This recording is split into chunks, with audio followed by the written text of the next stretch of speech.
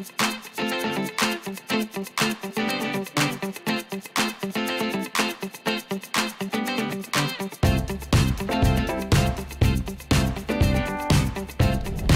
good morning everybody, this is DearMamaSal, and it is a wet Wednesday morning.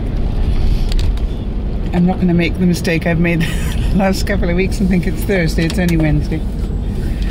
And it is 4 degrees Canadian, which is... You ready? If you got anywhere between 39 and 41, you're doing really well. It's actually 39.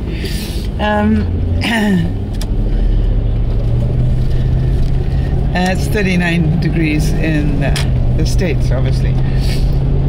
It's a morning little challenge to everybody. We're getting very good though. People are beginning to get it right. So, I never dreamt that I'd be doing multilingual broadcasts. Well, I just have to say that it's been a difficult sort of week for me. I just need you guys to know that. And I've had some really wonderful support from a couple of people who know what I'm going through. And I just wanted to say how grateful I am to those people and how much I appreciate their support. I don't want to necessarily talk about it openly because it could hurt people, and I don't want it to hurt people. It's got nothing to do with the viewers, by the way, and I don't want to be adding more pressure to people who may or may not see it. But enough said that it has been a very, very difficult week. I've had to make some decisions that break my heart, quite honestly. And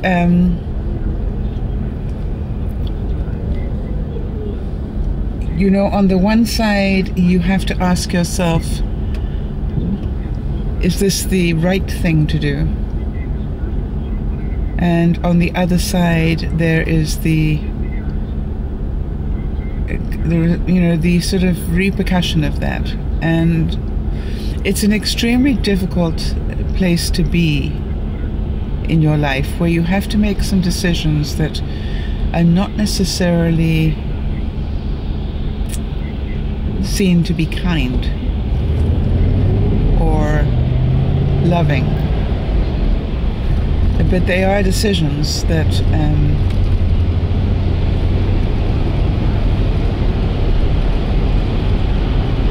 that I have every right to make.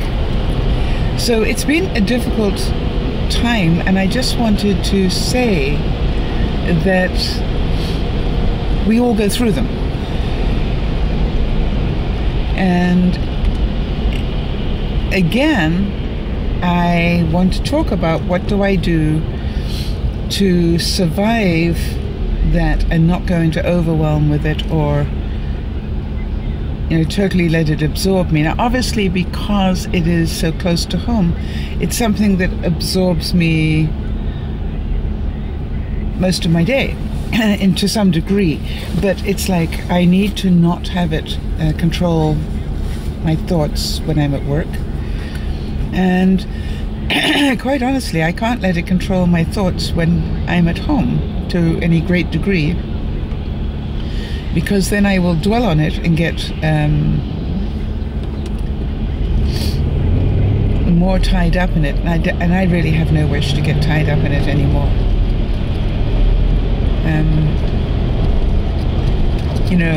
It's something that you have to look at and go, did I do my best? Yes. And that's what I've always said to you guys, is, we're just responsible for our own behavior. And if you can look yourself in the mirror and say, you know,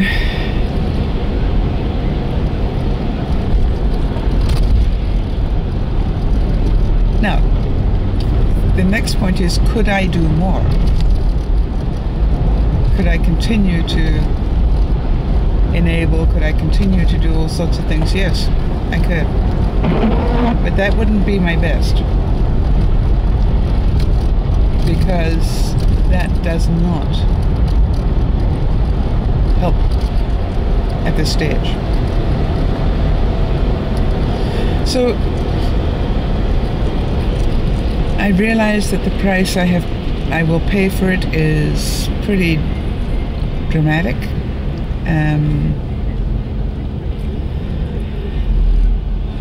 But I've been down that road before.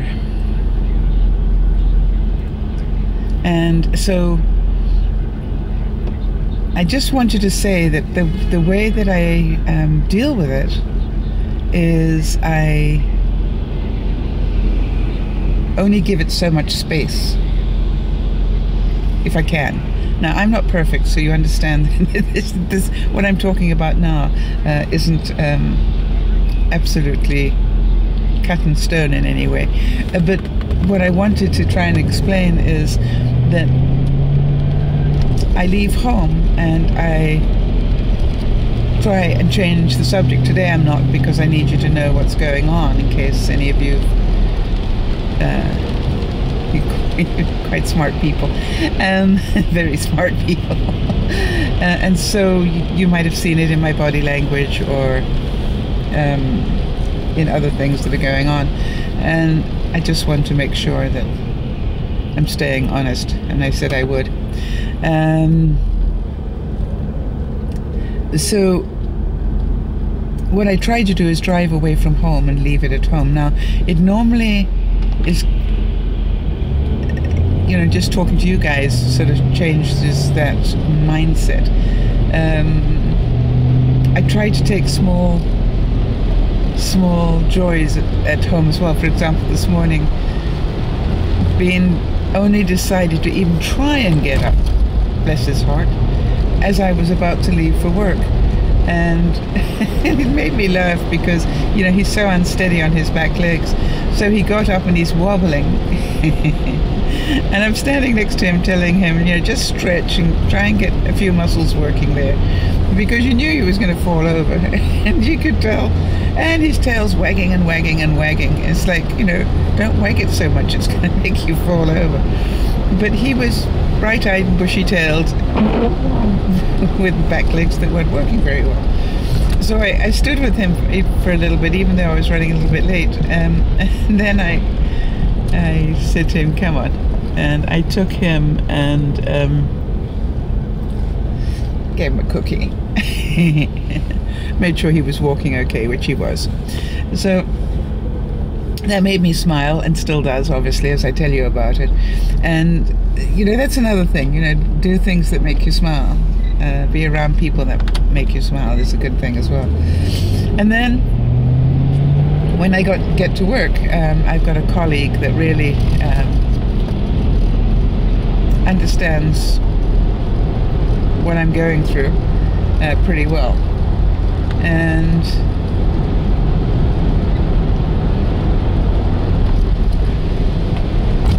I sort of update her just very quickly, because then she knows where my mindset is, and with that I go back to work and I try and concentrate there,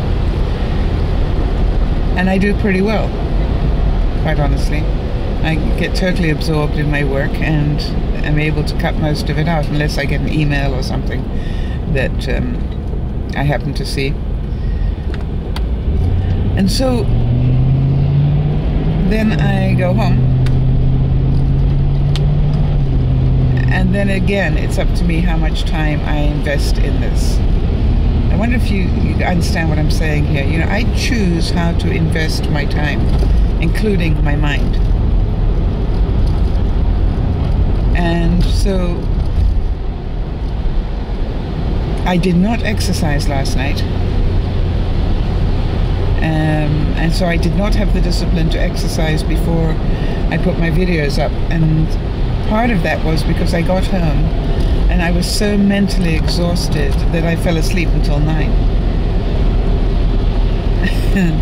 Which is pretty much cut a lot out of my day. I then got up to eat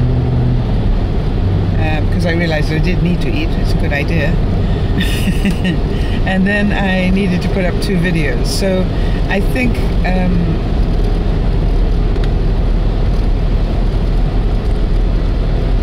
I can forgive myself for that. But I didn't make it my top priority. I made it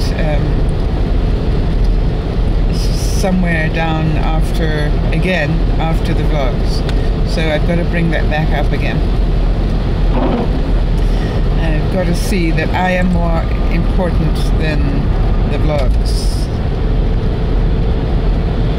And I need to do that exercise for my back and for my well-being. So I'm working on that.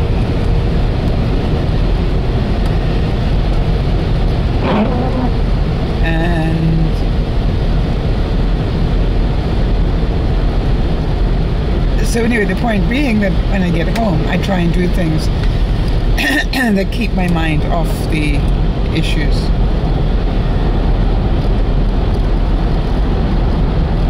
And the other thing is, when I have been in conversation about it, I have tried to be as honest as possible, and that is not easy because it is not nice.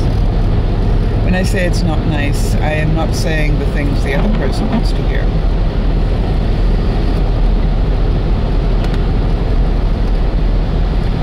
But I am desperately trying to be honest.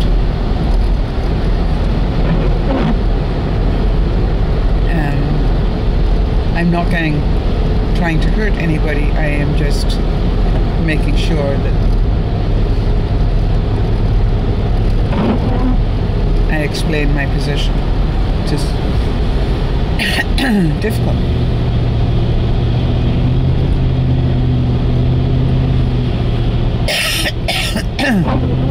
Wow.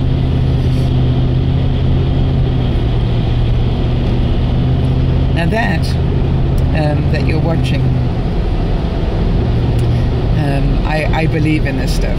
That is a physical manifestation, and if Jess happens to watch this one, she will be laughing by now, because that really is a physical manifestation of the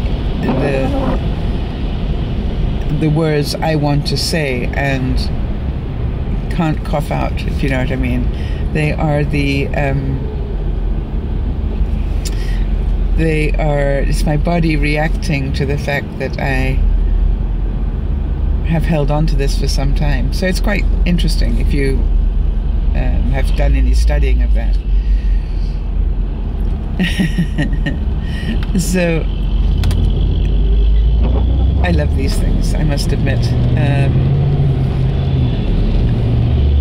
So it is a difficult sort of week to go through.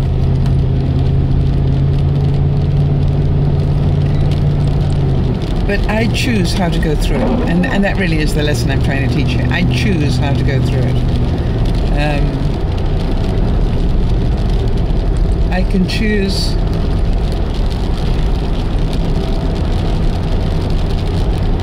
to be really miserable,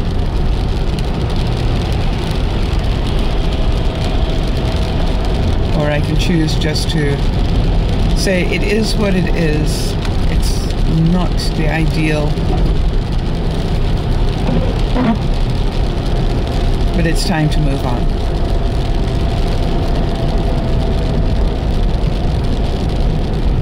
And some of you will have been there, maybe in a bad marriage, or with a friendship, or with maybe children who are going down the wrong path. I don't know. Each of us in our own way has been at this. Again, I think I've discussed it before. It's called a crisis of commitment, where you come to a fork in the road and you decide which way you're going to go.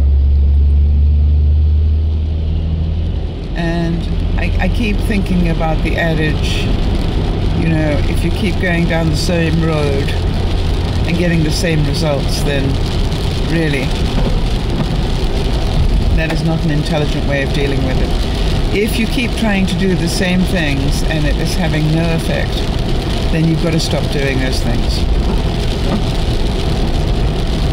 You've got to stop doing them, and you've got to do something different. And so whatever situations that you can relate to in this, where you've had this crisis of commitment and said, do I continue?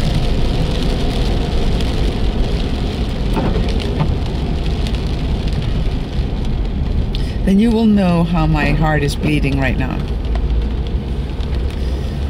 Because it's easier in some ways just to continue.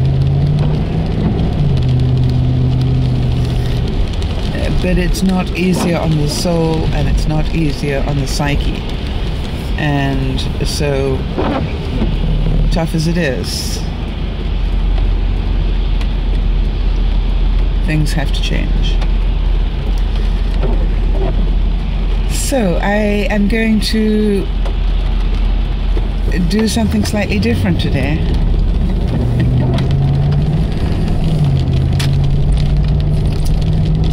Because I can, as I'm talking about this,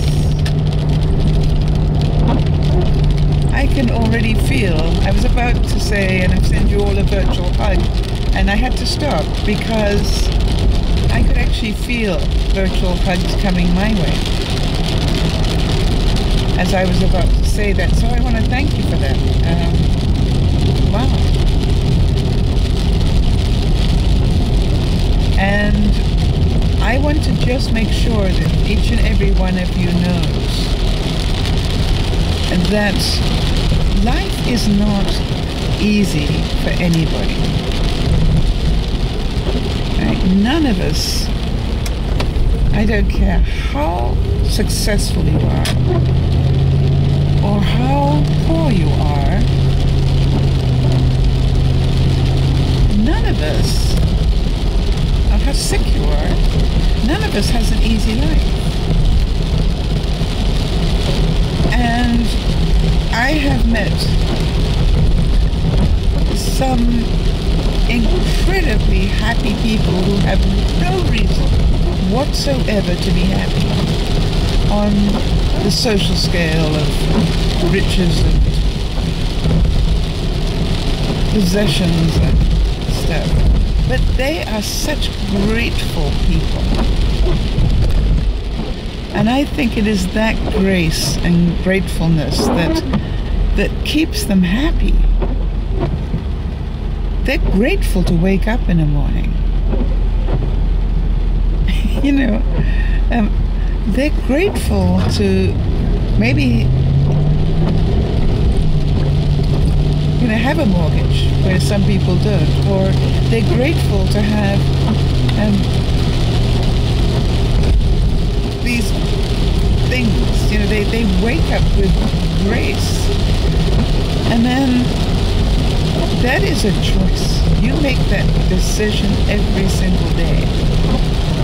Happiness is not about money. Happiness is not about how many friends you've got. Happiness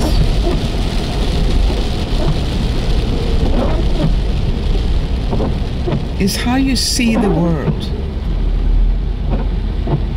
And if you see the world as a, you know, as a place that attacks you all the time, and everybody else is unfair, and, you know, really, wake up.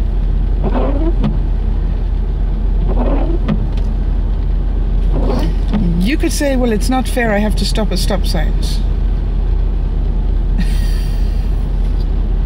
It's what makes the world safe.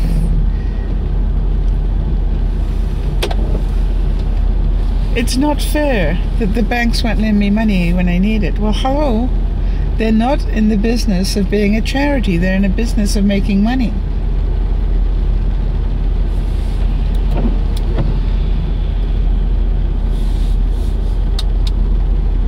You know, it's not fair that people won't help me. Well, look at how you've treated people.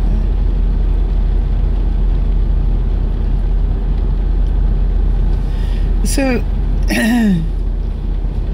I think it's really a decision that we make. And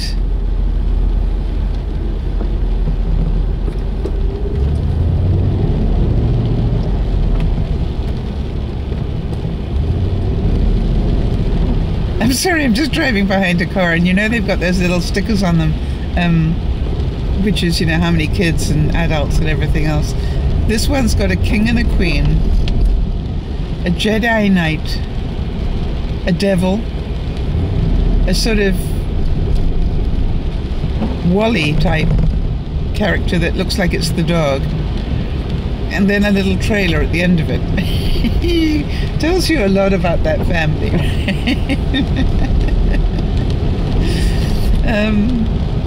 I don't know why. I just again, you see, I choose to look at that and be amused. So, where's our lesson for today? Our lesson for today is sometimes you have to do tough things.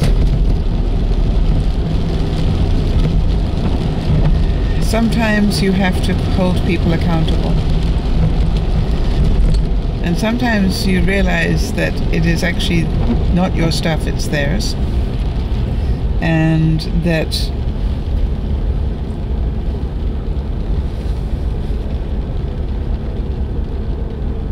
you have the right to protect yourself.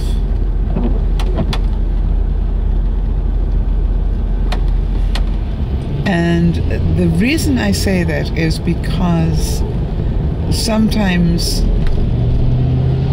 traveling this road with people who don't see this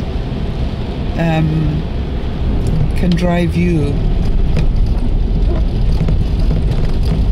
out of your peace of mind and into a place where you just don't want to be. And I certainly have no wish to travel there. I've been there, don't ever want to go there again. And I realize it is my job to control myself and to control my environment. And I do have the right to do that. And in fact, it is my responsibility as an adult to do that. And so, I wanted to thank those people who have been most supportive during the last couple of days, and big hugs to you. Thank you so much. And it's good to know that you understand. And I guess what makes me chuckle is in one of those cases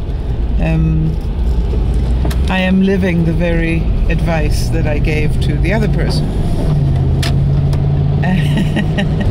And so that makes it very amusing, because this one viewer had a very similar situation going on, not the same but similar, and I gave them some pretty strong advice on it. And because life has a sense of humor, in my view, life turned around and gave me the same challenge to see whether I would listen to my own advice, I guess. I don't know. Anyway, peeps, just be aware. Life's not easy. It was never meant to be. Life's not fun unless you make it that way. You know, life is not fair. Life is just life.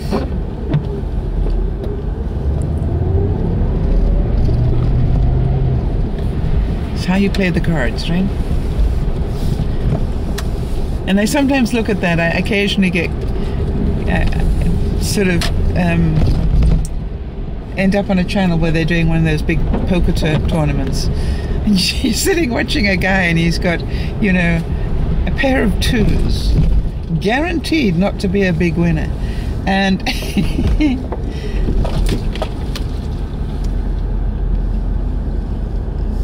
and the guy bluffs his way to a pot of sort of like $300,000 with a pair of twos. Now that's playing the cards you're dealt. So that's perhaps how you want to look at it, if you like. It's like a poker game. Are you going to complain about the cards you've got? Or are you going to play the cards you've got well? Think about that. Bye-bye for now.